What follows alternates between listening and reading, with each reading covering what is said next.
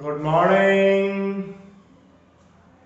Current electricity आज new chapter शुरू कर रहे हैं। Fourth chapter 12th foundation NEET और जेई पर्पस से, तो आप नोट कर सकते हैं और इसको एंजॉय भी करेंगे। बहुत ही बढ़िया चैप्टर है इलेक्ट्रिक करंट एंड सर्किट।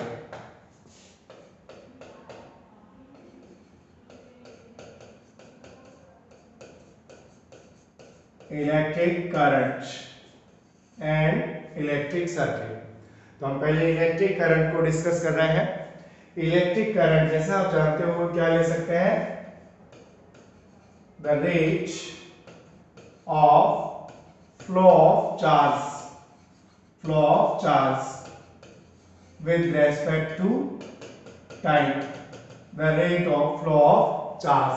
यानी करंट को डिफाइन करना है charge per unit time, flow of charge per unit time, dq upon dt।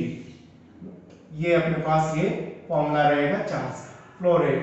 It means इसका यूनिट क्या हुआ, कूलम पर सेकंड, और एम्पेयर इसका ऐसा यूनिट पॉपुलर यूनिट है वो क्या है, एम्पेयर है।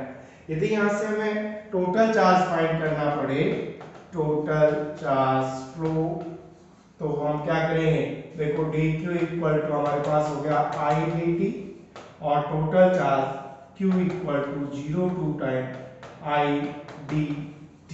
इससे हम टोटल चार्ज भी फाइंड कर सकते हैं। क्लियर। अब यहाँ हमें यदि इससे नंबर ऑफ इलेक्ट्रॉन से बात पूछा जाए, देखो एक क्वेश्चन हमें ये दिया जाए, how many electrons flow to flow of 1 ampere current. 1 ampere current flow होने के लिए कितना इलेक्ट्रॉन पर सेकंड फ्लो होगा। क्वेश्चन समझ गए। Find the number of electron flow पर second for 1 ampere electric current.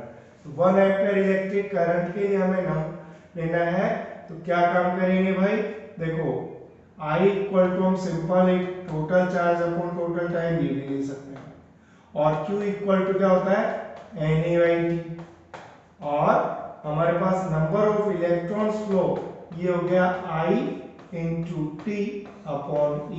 यदि पर सेकंड 1 एम्पियर इलेक्ट्रॉन करंट बनाना है, 1 एम्पियर I पर सेकंड अपॉन 1.6 इंटू 10 की पावर -19, तो ये हो जाता है 6.25 इंटू 10 की पावर 18 इलेक्ट्रॉन पर सेकंड, 10 की पावर 18 इलेक्ट्रॉन पर सेकंड।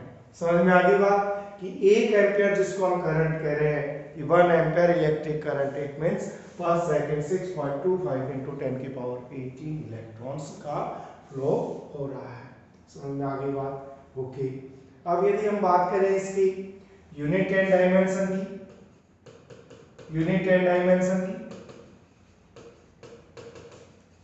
तो यूनिट एंड डायमेंशन,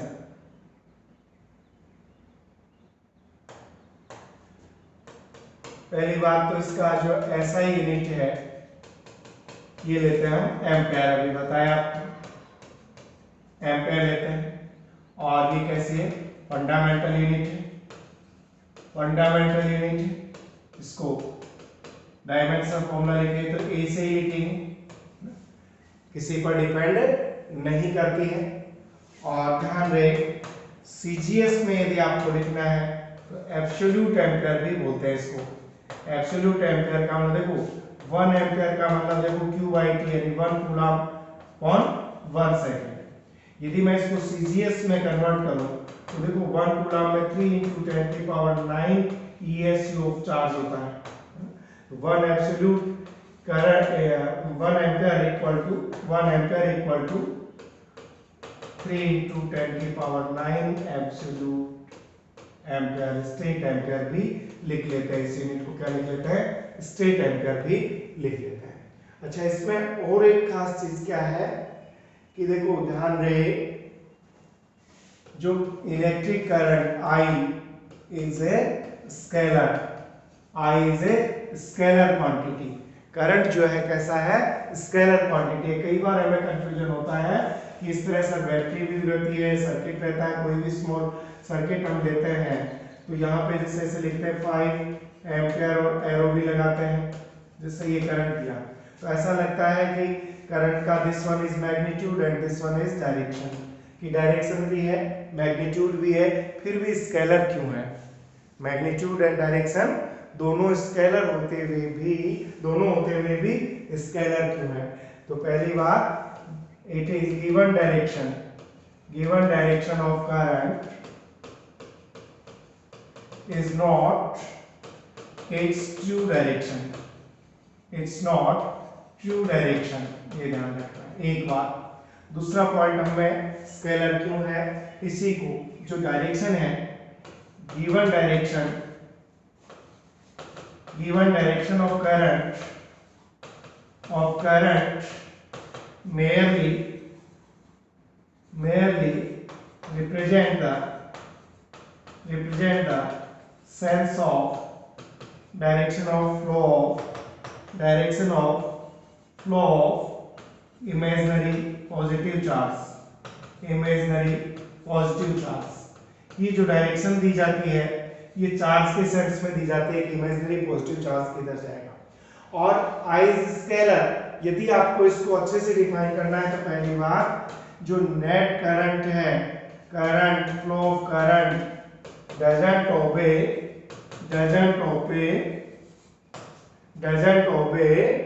करंट जो है doesn't obey वेक्टर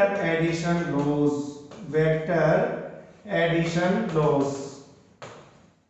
यहां सदिश संयोजन के नियम लागू नहीं होते हैं, वेक्टर एडिशन लॉ लागू नहीं होते हैं। देखो हम इस तरह से समझ सकते हैं कि हमारे पास जैसे कोई जंक्शन पर इस तरह से कोई I1 आ रहा है, कोई I2 आ रहा है, किसी थीटा एंगल पर मिल रहे हैं, यहाँ से I3 आ रहा है, तो सिंपली आप क्या लिखोगे, देखो I1 प्लस I2 जो इनकमिंग करंट है ये किसके इक्वल रहेगा, आउटगोइंग करंट के, I1 plus I2 equal to. यदि थीटा चेंज करें तो भी यही रहेगा। तो यहाँ एक चीज हमारे सामने आ रही है कि theta doesn't depend, current I doesn't depends on theta, current जो नेट करंट का थीटा पर डिपेंड नहीं करता। अदरवाइज ये वेक्टर होता, जैसे मैं ले लूं कि यहाँ 3 न्यूटन फोर्स लग रहा है, यहाँ इस बॉडी पे ये कोई बॉडी है, यहाँ 4 न्यूटन फोर्स लग रहा है, तो इस पर यदि हमें रिजल्टेंट फोर्स फाइंड करना हो तो यहाँ इनका एंगल हमें, जैसे सपोज ये 90 डिग्री है तो हम लिख देंगे √3 का स्क्वायर प्लस 4 का स्क्वायर, तो ये आ गया 16 यानी √5 न्यूटन। इस तरह से करेंगे। यदि थीटा हमने 60 कर लिया तो 60 कर लिया तो हम f इक्वल टू क्या करेंगे, p square plus q square plus 2pq और cos 60। तो इस तरह से देखो इससे नेट रिजल्ट निकालते हैं। तो ये क्या है, ये वेक्टर है और करंट क्या है, स्केलर है। तो स्केलर में वेक्टर एडिशन लॉज ओबे नहीं होते हैं। तो समझ में आ गई होगी कि करंट को वेक्टर नहीं माना जाता, स्केलर है, वेक्टर एडिशन लॉज इस पे अप्लाई नहीं होते हैं। ठीक है, समझ में आ गई बात। अब यहाँ एक दूसरा जो टर्म मैं पढ़ूंगा वो लूंगा करंट डेंसिटी। देखो एक सिंपल सा टॉपिक अपने पास, करंट डेंसिटी। तो या तो हम शॉर्ट में यूं लिख सकते हैं current per unit area of cross section, current per unit area of cross section. It means I current density को लिखते हैं हम J से, J इक्वल टू क्या लेंगे, I अपॉन A, और यूनिट क्या हो गया यहाँ पे, ampere per metre square. Current का यूनिट क्या हो गया, एम्पियर पर मीटर स्क्वायर। लेकिन यहाँ जरूर ध्यान रखना, current density is a vector, current density is a vector, इसका डायरेक्शन होता है, current density is a vector. और देखो इसको हम क्या लिखते हैं, यहाँ ध्यान देना इसकी डायरेक्शन जो होती है always perpendicular to cross section along with the area. जैसे ये क्रॉस सेक्शन है तो हम यहाँ I एंड J यानी सेम डायरेक्शन में हम ले सकते हैं इस तरह से, यानी तो यहाँ पे देखो मैं यदि I लिखना हो तो I इक्वल टू मैं लिख सकता हूँ J इंटू A। बट इसी में एक दूसरा फंडा भी है कि हम ये ना लेके इसका cross section by the way इस तरह से कट कर रखा है, तो देखो करंट का डायरेक्शन ये हो गया, लेकिन यहाँ वेक्टर ए अपने पास ये रहेगा, ये आई था, ये थीटा था, तो इधर वेक्टर ए क्या आएगा, और वेक्टर ए की डायरेक्शन किसकी होती है भाई, जे की डायरेक्शन। तो यदि ये अपने पास जे है तो इधर क्या आएगा, जे कोस थीटा। तो यहाँ से फॉर्मूला था I equal to J A cos theta, ये फॉर्मूला था। तो अब समझ गए होंगे बात कि ये जो है वेक्टर है, इसका डायरेक्शन हमेशा क्रॉस सेक्शन के परपेंडिकुलर लेना है। तो हम कंप्लीट फॉर्मूला यदि लेना चाहें तो I equal to J dot A इस तरह से लेंगे, है ना। यदि थीटा 0 रहेगा क्रॉस सेक्शन सेम, तो अपन थीटा 0 रो तो cos 0 एक I इक्वल टू जे भी ले लेते हैं। अदरवाइज किसी भी एंगल थीटा के लिए लेंगे तो I equal to J A cos theta, ये फॉर्मूला लेते हैं। समझ में आ गया होगा, सिंपल सा। और यहाँ एक खास चीज मैं आपको बता दूं, क्या ध्यान रखना है, करंट स्पेशल पॉइंट नोट भी कर सकते हो। Number 1, current is the property of whole conductor. Current is the property of whole conductor, but current density is the property of a particular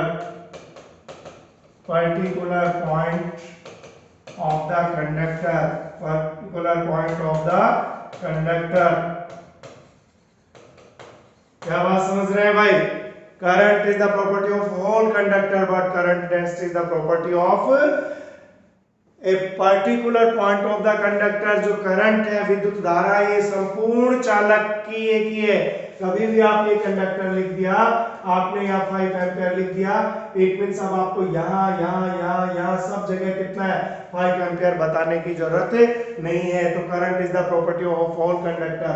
but यदि यहाँ पर क्रॉस सेक्शन अलग अलग है A1 A2, तो यहाँ की करंट डेंसिटी इस पॉइंट का अलग है, इस पॉइंट का अलग रहेगा, दोनों पॉइंट्स पर अलग रहेगा। इसलिए हम क्या बोल रहे हैं कि धारा घनत्व, करंट डेंसिटी मींस धारा घनत्व जो है, ये किसी पर्टिकुलर पॉइंट बिंदु विशेष का गुण है, संपूर्ण चालक का नहीं है।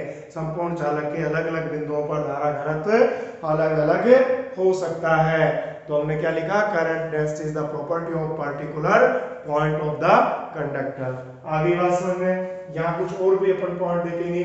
एक चीज देखो, यहाँ में देखो ये दिया, सपोज ये कोई कंडक्टर है, लेकिन यहाँ इसका क्रॉस सेक्शन चेंज हो गया है, यहाँ इसका क्रॉस सेक्शन डिफरेंट पॉइंट्स पर डिफरेंट ले लें, ठीक है। तो ये क्रॉस सेक्शन यानी यहाँ A1 है, यहाँ A2 है और यहाँ A3 है। तो हमारे ये समझ में आ रहा है कि ये सब क्या हो रहा है, इंक्रीजिंग ऑर्डर में। और इसमें करंट ले रहे हैं, बाय द वे आपको लिखा जाए कि this one is I1, this is I2 और दिस इज I3। तो करंट का जो रिलेशन रहेगा क्या रहेगा, I1 equal to I2 equal to I3। It means current doesn't depends on area of cross section. समझ गए, हमें तार को मोटा कर दिया, अरे भाई तार को मोटा करके हम करंट बढ़ा सकते थे, तो फिर हमें सप्लाई की थोड़ी ना जरूरत पड़ती, हम तो कैसा भी कनेक्शन लेते, तार मोटा ले लेते, करंट इंक्रीज हो गया। लेकिन ऐसा नहीं होता है, करंट सेम ही रहेगा, क्रॉस सेक्शन पर डिपेंड नहीं करता है, क्रॉस सेक्शन पर डिपेंड नहीं करता है।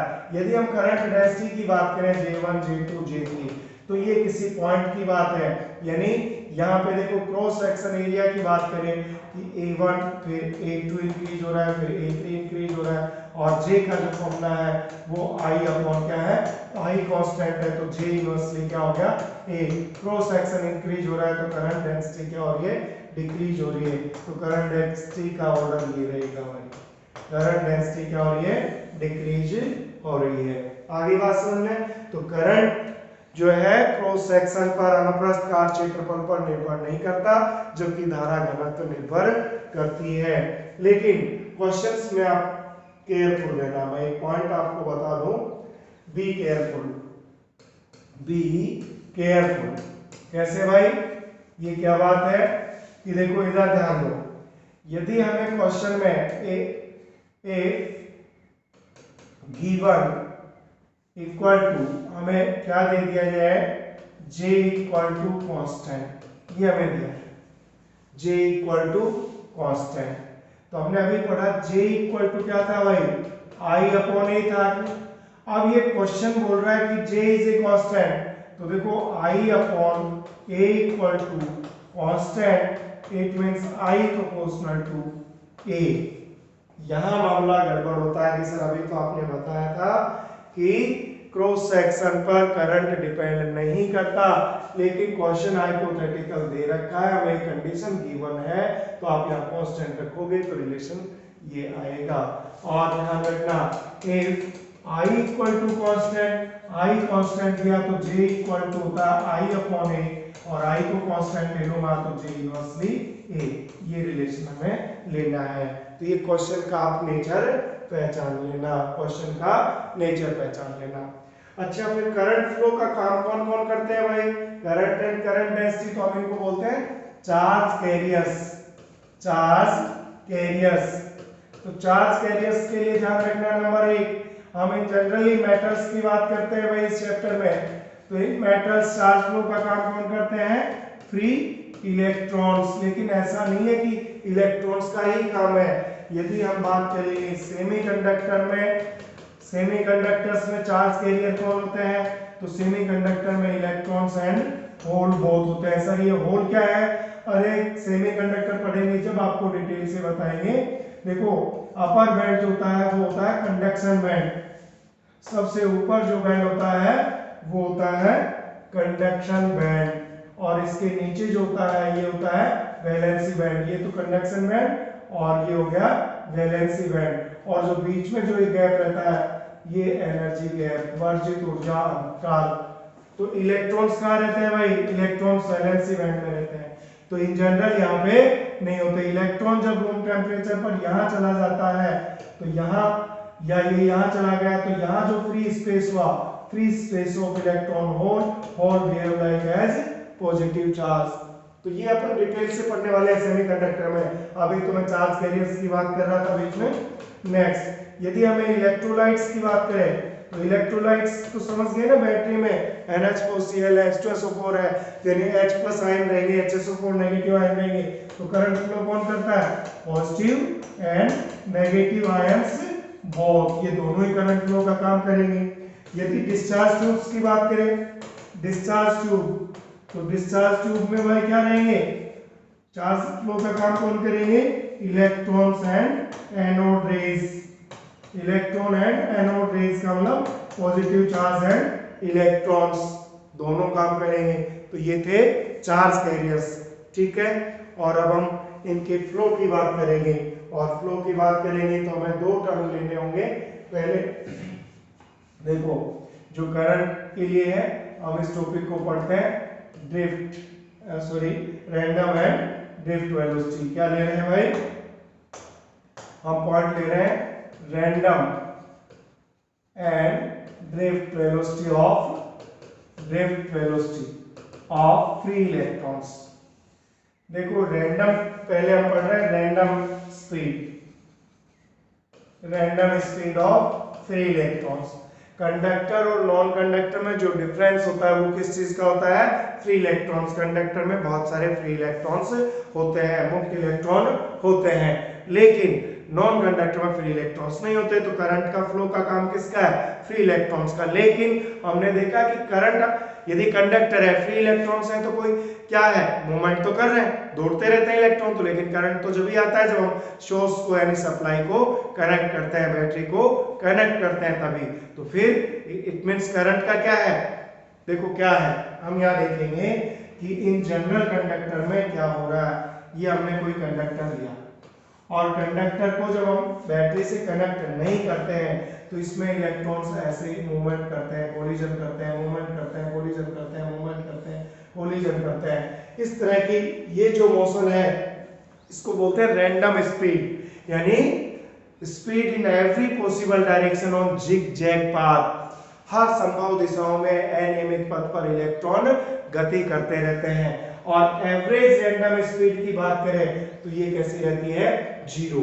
यहां ध्यान देना कि हमें यदि ये पूछा जाए random speed, random speed, random speed, तो ये होता है 10⁵ मीटर पर सेकेंड।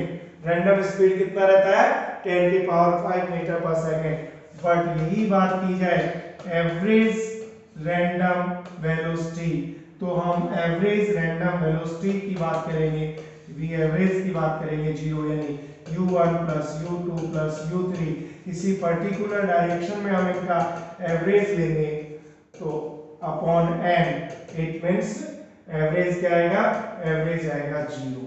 तो ये ध्यान रखना भाई दोनों पॉइंट। तो अब रैंडम स्पीड का क्या लिखोगे, विद्युत क्षेत्र की अनुपस्थिति में फ्री इलेक्ट्रॉन्स का अनियमित पथ पर, जिगजैग पथ पर गतिशील होना क्या है, रैंडम, यादृच्छिक गति। Electrons always move in all possible directions on zigzag path. ये हमेशा इस तरह से जाते हैं और इनका स्पीड क्या रहता है, 10⁵, लेकिन पर्टिकुलर डायरेक्शन में एवरेज रैंडम वेलोसिटी क्या होता है, 0 होता है। आगे बात समझ में, तो हम इसलिए इसका एवरेज u1 + u2, इसमें बहुत सारे इलेक्ट्रॉन है जिनकी स्पीड हम ले रहे हैं u1 u2 u3 और इनका एवरेज वेलोसिटी देखा तो कितना आएगा, 0 आएगा। इसलिए इस पोजीशन में करंट कितना होता है, 0 होता है। तो यहां देखो एक दो पॉइंट मैं आपको बताऊंगा, इसका मतलब for the flow of current, for flow of current, for flow of current, flow of net charge, flow of net charge is essential, is essential। ये ध्यान रखना भाई। For the flow of electric current, flow of net charge is essential। यदि net charge flow नहीं हो रहा है तो करंट फ्लो नहीं होगा। चार्ज तो फ्लो होता है रैंडमली, लेकिन नेट का मतलब इन पर्टिकुलर डायरेक्शन में कोई आवेश प्रवाहित नहीं होता। नेट चार्ज फ्लो क्या रहता है, 0 रहता है। इसलिए रैंडम जब दौड़ते हैं इलेक्ट्रॉन्स तो करंट का मैग्नीट्यूड क्या रहता है, 0 रहता है। आगे बात समझ में, फिर it means for the flow of net charge, एक और ध्यान रखेंगे कि for flow of net charge, potential difference is essential, potential difference is essential। Net charge flow के लिए पोटेंशियल डिफरेंस का होना एसेंशियल है। नेट चार्ज के फ्लो के लिए पोटेंशियल डिफरेंस का फ्लो होना बहुत जरूरी है, ठीक है। तो अब हम नेक्स्ट जो पॉइंट ले रहे हैं वो ले रहे हैं, अब हम आगे हैं किस पर, ड्रिफ्ट वेलोसिटी पर। Drift velocity, drift velocity, drift velocity, drift velocity it means, पहले मैं आपको नोट करा देता हूं, in presence of electric field, in presence of electric field, free electrons experience an electric force F equal to QE in direction of electric force in direction of opposite to electric field। this type of regular motion of electrons known as drift motion, ध्यान देना बेटा क्या बता रहा हूं मैं, In presence of electric field, free electrons experience an electric force opposite to electric field, और इससे electrons accelerate from negative to positive point of the conductor. This type of regular motion of free electrons is called drift motion of electrons. विद्युत क्षेत्र की अनुपस्थिति में electrons विद्युत बल अनुभव करते हैं विद्युत क्षेत्र E के विपरीत दिशा में, इसलिए इलेक्ट्रॉन्स चालक के ऋण सिरे से धन सिरे की ओर गति करते हैं और इस तरह की नियमित गति को कहते हैं अपवहन वेग, ड्रिफ्ट वेलोसिटी। अपवहन गति, अपवहन वेग कहते हैं इसको, नियमित गति को। देखो इसको समझो इस तरह से कि हमारे पास देखो ये कोई कंडक्टर है, ये कोई कंडक्टर लिया हमने और कंडक्टर को हमने कनेक्ट कर दिया बैटरी से। बैटरी से कनेक्ट कर दिया, इसका मतलब जैसे कंडक्टर का ये पॉइंट ए है, ये पॉइंट बी है, और बैटरी का ये एंड पॉजिटिव है, ये नेगेटिव, तो ये एंड हो गया पॉजिटिव और ये हो गया नेगेटिव। तो इसके इनसाइड क्या हो गया, पॉजिटिव से नेगेटिव। इलेक्ट्रिक फील्ड की डायरेक्शन क्या होती है, always from positive charge to negative charge. तो इससे क्या होगा, जो फ्री इलेक्ट्रॉन्स है ये नेगेटिव है, ये अपोजिट डायरेक्शन में F equal to minus QE force feel करते हैं। तो देखो ये क्लियर है, और इलेक्ट्रॉन्स के opposite negative to positive movement करने लगते हैं। तो इसको क्या बोलते हैं, drift motion of free electrons. इनको डायरेक्शन मिल गया नेगेटिव टू पॉजिटिव। और रियलिटी में ऐसा नहीं कि वो लो है, इसका ऐसा होता है कि जैसे यहाँ इलेक्ट्रॉन है, इस पर फोर्स लगेगा तो एक्सेलरेट मूवमेंट करेगा, पाथ जो होता है इस तरह से जाएगा, ये एक्सेलरेट मूवमेंट करेगा। लेकिन अल्टीमेटली अब इस डायरेक्शन जो है from negative end of the conductor to positive end of the conductor हो गया। नेगेटिव से किधर जाएगा, पॉजिटिव की ओर जा रहा है, और इसको क्या बोलते हैं, ड्रिफ्ट वेलोसिटी। और ड्रिफ्ट वेलोसिटी की हम कैलकुलेशन करें तो इसमें कितने इलेक्ट्रॉन्स हो सकते हैं बेटा, नंबर ऑफ इलेक्ट्रॉन्स कितने हैं n, और इनकी स्पीड भी कैसी है, इनिशियल स्पीड हमने क्या लिया था u, जो ड्रिफ्ट, फाइनल क्या होगी, अब इस पर एक्सेलरेशन लगा। तो देखो यहाँ पर क्या है, पहली बात तो मैं बात करूं कि फोर्स कितना लगा, तो फोर्स लगा QE, एक्सेलरेशन कितना लगा भाई, ये अपोजिट टू इलेक्ट्रिक फील्ड था, ये ध्यान रहे, एक्सेलरेशन कितना हुआ QE बाई m, ये भी अपोजिट टू इलेक्ट्रिक फील्ड हो गया, नेगेटिव से पॉजिटिव की ओर, इतना एक्सेलरेशन इस पर लग रहा है। तो फाइनल स्पीड ऑफ इलेक्ट्रॉन्स हम इस फॉर्मूले से फाइंड कर सकते हैं, है ना। तो अब हम क्या कैलकुलेट कर रहे हैं बेटा इस फॉर्मूले से, रैंडम वेलोसिटी। रैंडम वेलोसिटी देखो कैसे फाइंड करेंगे, यहाँ आप देख सकते हो रैंडम वेलोसिटी जो हम ले रहे हैं, देखो इसको मैं VD से लिख रहा हूँ, VD से लिख रहा हूँ, ओके। देखो फर्स्ट इलेक्ट्रॉन के लिए U1 प्लस AT1, कोई एक इलेक्ट्रॉन है, रैंडम वेलोसिटी इनिशियल स्पीड क्या था U1, और final V equal to U plus AT। ऐसे बहुत सारे इलेक्ट्रॉन हैं। सेकेंड इलेक्ट्रॉन के लिए U2 plus AT2, third electron के लिए U3 प्लस AT3, ऐसे बहुत सारे इलेक्ट्रॉन हैं, n इलेक्ट्रॉन हो सकते हैं, तो plus dash UN plus ATN, और इनका क्या ले लेंगे एवरेज वैल्यू अपॉन क्या कर देंगे n। तो ये हो गया अपने पास एवरेज वैल्यू। और इसको देखो कैसे लिख सकते हैं, VT equal to U1 plus U2 plus U3 कितने हैं plus UN, U1 plus plus है, ब्रैकेट हटा देंगे, U1 को साथ ले लिया, अपॉन क्या कर दिया हमने n। आगे क्या रह रहा है, देखो a कॉमन ले लें तो T1 plus T2 plus T3 plus Tn, ऐसे भी लिख सकते हैं, अपॉन क्या हो गया अपने पास n।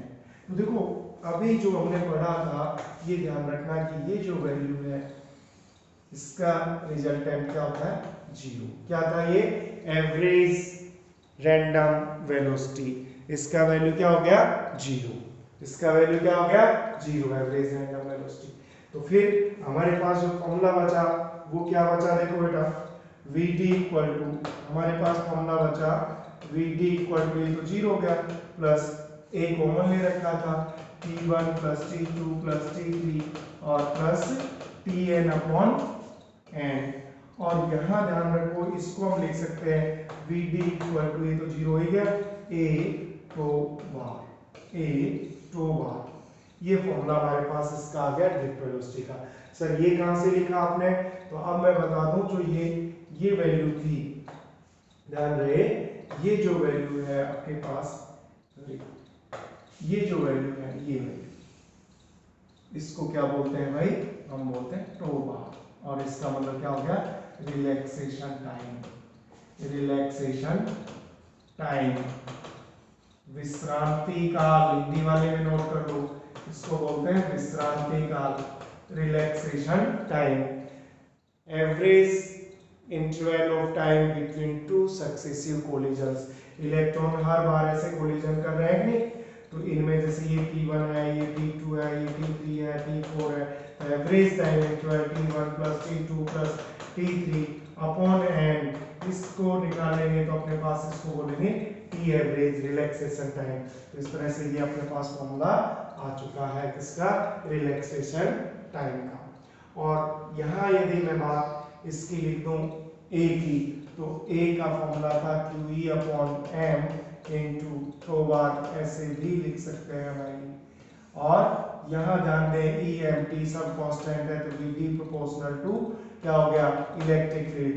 और यहाँ पे VD इक्वल टू एक नया कांस्टेंट, क्योंकि E टू M हमने E रखा ना, ये सब कांस्टेंट है, इसकी जगह म्यू लिया, और म्यू को बोलते हैं mobility of charge carriers. Mobility of charge carriers, इसको बोलते हैं मोबिलिटी ऑफ चार्ज कैरियर्स। आवेश वाहक की गतिशीलता, आवेश वाहक की गतिशीलता, हिंदी वाले भी नोट कर लेना, आवेश वाहक की गतिशीलता, मोबिलिटी। कई बार ये पूछ लिया जाता है यूनिट ऑफ म्यू, तो फिर हम क्या करेंगे? Vd अपॉन ई। Vd तो वेलोसिटी है, मीटर पर सेकंड होता है, और E जो है ये होता है वोल्ट पर मीटर इलेक्ट्रिक फील्ड, तो हमारे पास यूनिट होगी metre square upon volt into second, ये यूनिट हमारे पास होगी। तो इस तरह से हमने आज इसकी बेसिक चीजें डिस्कस कर ली हैं, current density and random and drift velocity. और रैंडम एंड ड्रिफ्ट वेलोसिटी में जो टर्मिनोलॉजी है, मैं एक बार बता दूं, इसमें जो टर्मिनोलॉजी काम में आई है, देखो यहाँ ध्यान रखना, ये शॉर्ट में आप ध्यान रख सकते हो। देखो हमने पहली बार पढ़ा यहाँ पे रैंडम स्पीड, ठीक है भाई। फिर हमने यहाँ पे पढ़ा ड्रिफ्ट वेलोसिटी, एक टर्म यहाँ पे आया रिलैक्सेशन टाइम, और लास्ट टर्म जो हमने पढ़ा, ये क्या पढ़ा भाई? एक और पढ़ेंगे, मीन फ्री पाथ।